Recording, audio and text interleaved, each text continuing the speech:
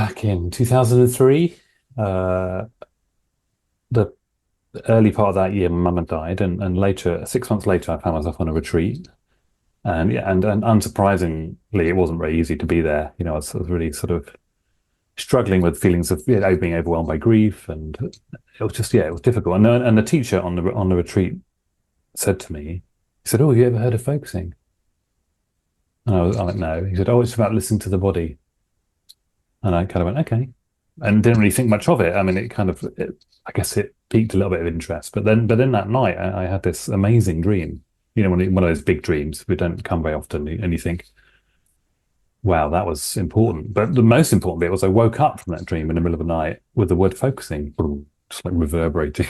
I need to learn that. I just knew I needed to learn it. This is like 3 in the morning. So the next morning, I went to the teacher and said, "Oh, can I see that book?" Because he mentioned.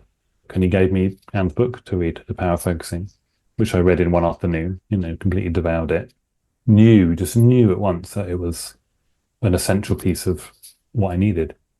Right, I guess I spent quite a lot of time doing meditation prior to that, 10 years, maybe 15 years of kind of, and a lot of that time in a way, wasn't really listening to my body. I mean, that's not really how meditation should be practiced, I believe, but how I was doing it was a very mental kind of way of doing it, trying to sort of think myself into a better state, almost concentrate myself into a better way, and kind of ignoring my body apart from being comfortable. So I think his sentence turned everything around, like, "Oh, right, I have a body.